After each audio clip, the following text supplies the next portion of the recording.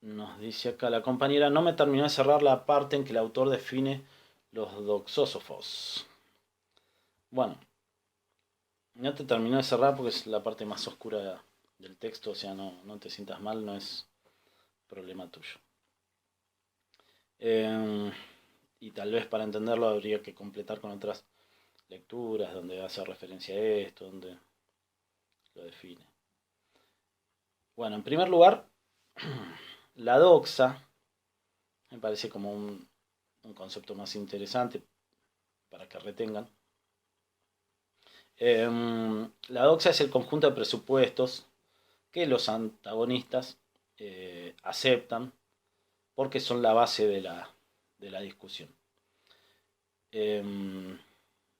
La ortodoxia, acuérdense, unos defensores de ciertos estados de cosas, y la heterodoxia, los que quieren subvertir justamente ese orden, tienen un punto de acuerdo en la doxa, es decir, en la determinación de una adhesión pre-reflexiva a los presupuestos tácitos del campo, es decir, lo que indica qué es lo que está admitido y qué es lo que está excluido de esa discusión, ¿no? O sea, va a determinar qué es la discusión, cuál es la discusión legítima que se puede tener. Según Bourdieu, esto es posible por la adquisición de un hábitus. Si leyeron el texto, pueden ver que el hábitus es un esquema clasificador de las experiencias sociales, ¿no? Y en este caso incorporado en la educación. Podemos hacer una analogía con las posiciones en pugna en un consejo departamental, aunque ahí se vuelcan cuestiones más eminentemente políticas, obviamente también académicas, pero tal vez es la parte más política de la academia. Ahí hay mayoría y minoría, ¿no? Imagínense los docentes o los estudiantes a representantes por la mayoría y por la minoría. Ambos bandos van a admitir que resuelven sus diferencias en ese ámbito por medio de representantes. Bueno, ese reconocimiento hace que los antagonistas armen listas, vayan a elecciones, se encuentren en las sesiones del Consejo Departamental. Y eso sería la doxa, digamos, los acuerdos mínimos para ponerse en desacuerdo, ¿no? Los principios que no se discuten. El subcapítulo de los doxósofos, entonces, les decía, es un tanto oscuro. A ver, si bien explica ahí suficientemente las estrategias de dominantes y dominados en cuanto a apuestas, estrategias y representaciones diferenciadas sobre la ciencia, también ahí lo que hace Bourdieu es tirar algunos tiros por elevación hacia discursos científicos que no termina ahí de describir cabalmente, ¿no? De todas formas, eh, tenemos motivos para interpretar ciertas posiciones arquetípicas resumidas en la figura de los doxósofos. Digamos, estos para Bourdieu son los cultores eh, de la falsa conciencia, le llama, ¿no? De la ideología que defiende la ciencia oficial. ¿Qué quiere decir esto?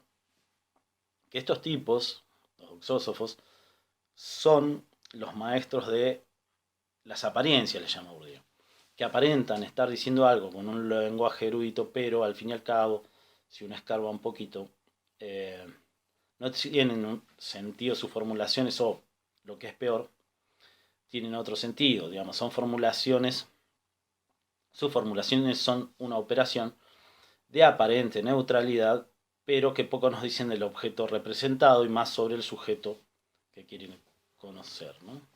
Más sobre ellos mismos.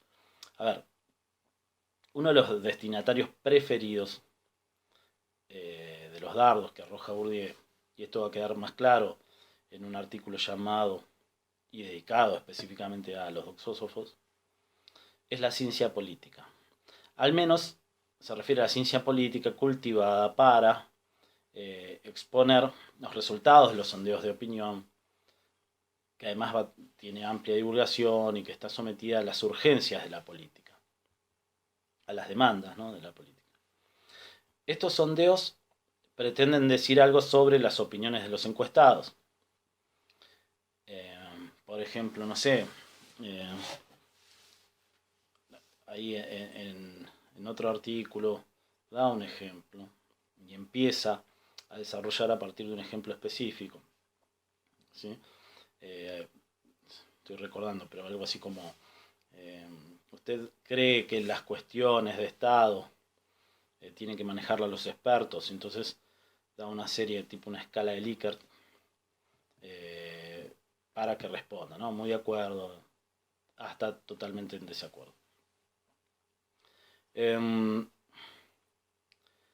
Y esos sondeos entonces pretenden decir algo sobre las opiniones, ¿no?, de los encuestados, pero en verdad lo que hacen es constituir sus propios recortes de la realidad y hacerlas pasar como una distribución de respuestas según una lógica de asignación de sentido, pero que lo prescriben los propios investigadores. Es decir, con las encuestas de opinión, los politólogos,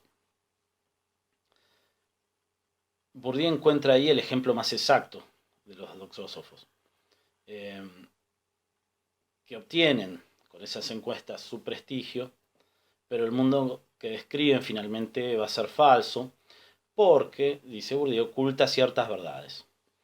De manera simplista construyen objetos que no dicen nada acerca de cómo piensa la gente sobre la política o de lo político. A ver, ¿por qué? Porque estas encuestas están destinadas a realizar preguntas sobre la manera en que los propios politólogos entienden qué es lo importante y no se dedican, digamos, a explorar